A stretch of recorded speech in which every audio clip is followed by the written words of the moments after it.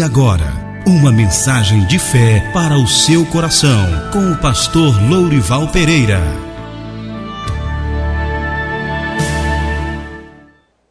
Abra a sua Bíblia no livro de Mateus, capítulo 14, versículo 30. Mateus 14, 30.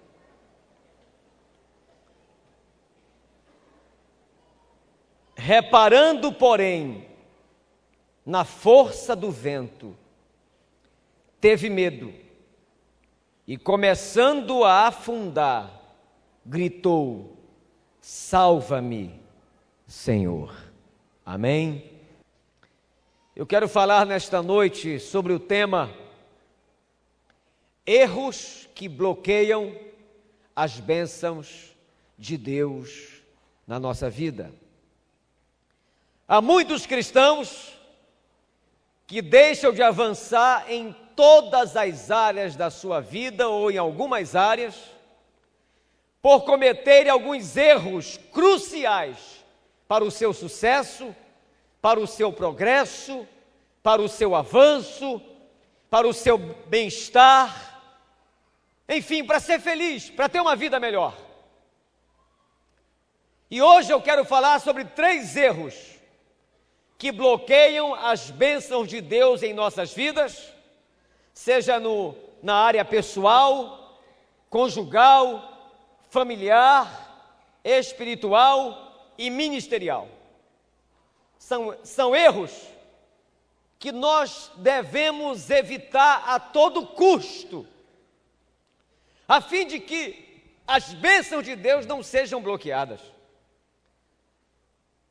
Eu tenho certeza, convicção que há pessoas entre nós e pessoas que nos assistem pela televisão e nos escutam pela rádio,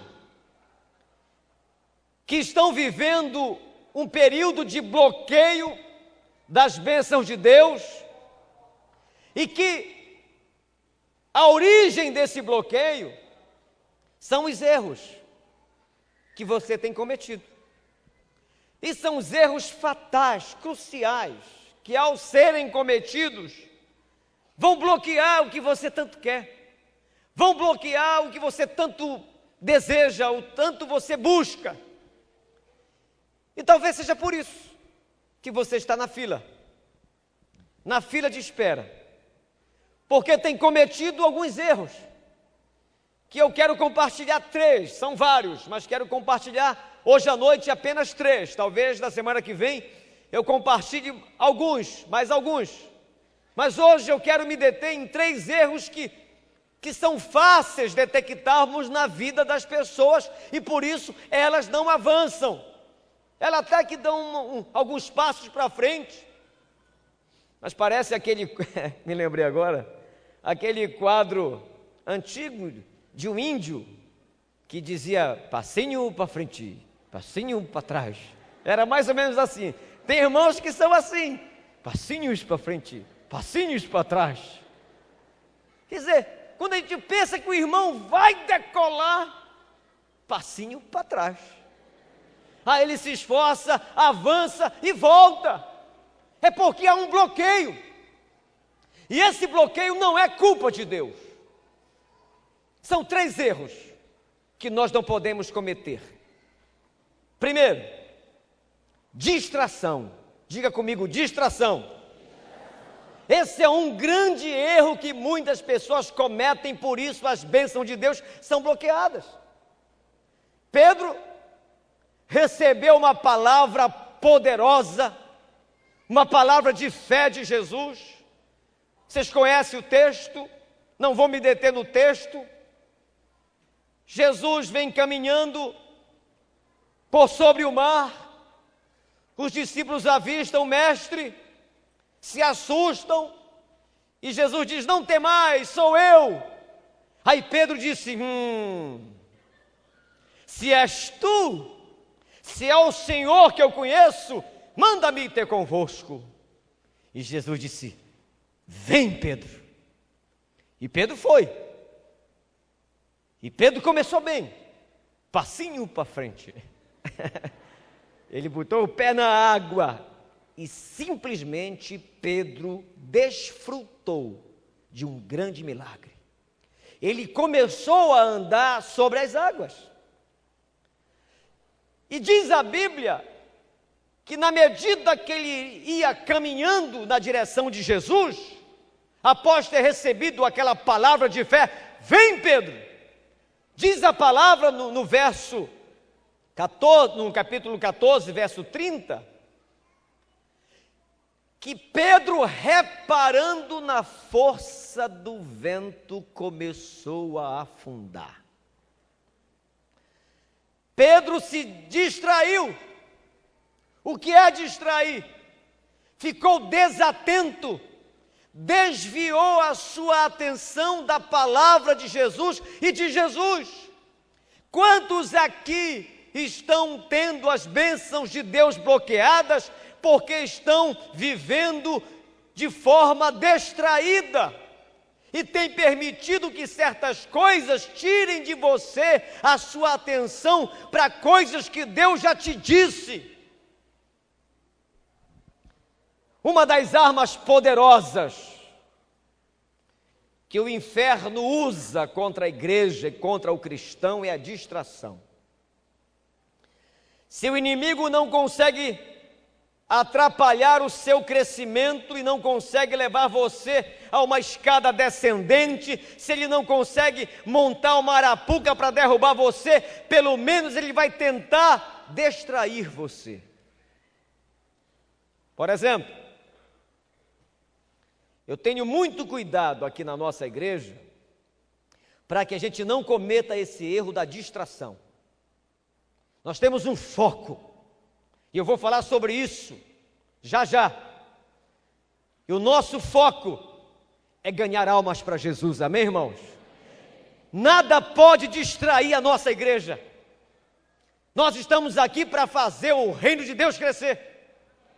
Por isso que temos que ter todo cuidado, para que nada venha distrair o objetivo principal de uma igreja, que é gerar filhos para Deus. E na sua vida a mesma coisa. Assim como Jesus deu uma palavra a Pedro, vem para a vitória. Jesus tem dado a você, Jesus tem falado com você, tem usado as mensagens, tem usado a sua leitura bíblica, tem usado irmãos e irmãs, usado pessoas para trazer você para o rumo daquilo que Deus espera que você trilhe. Mas você tem permitido que algumas coisas venham te distrair. E Pedro, ao se distrair, afundou. Muito cuidado, porque o diabo pode usar amizades, o diabo pode usar circunstâncias, o diabo pode usar muita coisa para distrair uma igreja e para distrair um filho e uma filha de Deus. Deus tem um propósito na sua vida. Deus traçou um plano e tem te dado uma palavra, vem! Não se distraia com a força do vento. Não deixe que nada tire você do objetivo de ser feliz, de honrar a Deus, de servi-lo, de ser bênção, de ser instrumento na mão dele. Uma das razões para uma pessoa fracassar é quando a sua atenção é desviada. Por quê? Qualquer coisa que controla a nossa atenção domina a nossa vida. Cuidado com isso, vou repetir. Qualquer coisa que controla a nossa atenção domina a nossa vida. Por que eu sou contra adolescente namorar? Ele não tem estrutura para namorar. Não é difícil encontrar adolescente que não quer mais estudar, não quer mais comer, não quer mais dormir, porque brigou com o namorado, com a namorada. Porque aquilo que controla a sua atenção, ele vai dominar você. E eu quero falar um pouquinho sobre foco. Você que quer progredir na sua vida financeira, quer progredir no seu ministério, progredir na sua vida pessoal, na sua família. E é possível progredirmos em todas as áreas da nossa vida, meu irmão. É possível ter equilíbrio. Qual é a importância do foco na vida de uma pessoa, na vida de uma igreja e na vida de um cristão? O foco aumenta a nossa capacidade de realização. Diga amém. Por que aqueles caras quebram, por exemplo, tijolos, aqueles lutadores? Não é só a preparação que eles têm um poder de concentração naquela hora fabuloso. Tem pessoas mais fortes, mais musculosas do que aqueles caras que quebram tijolos com murro. Mas eles aprenderam a se concentrar e conseguem desferir golpes concentrados, potentes, com uma concentração profunda e quebrar tijolos, vários tijolos. Foco. Se você colocar uma gota pingando no chão de granito, se ela pingar por muitos anos, ela vai furar o granito, porque o poder da concentração da água tem essa capacidade de furar. Tem muita gente que não prospera, não progride na vida, não melhora o casamento, não melhora a saúde, não melhora a família, porque não tem foco, coisas o distraem e por isso não alcançam resultados. A maneira de enfraquecermos as nossas forças, a nossa vida, é dar atenção a muitas coisas, e isso paralisa qualquer pessoa. Diz uma historinha, você sabe o que é centopeia? É centopeia ou centopeia? Centopeia, é isso. Quantas pernas ela tem? Mais 100.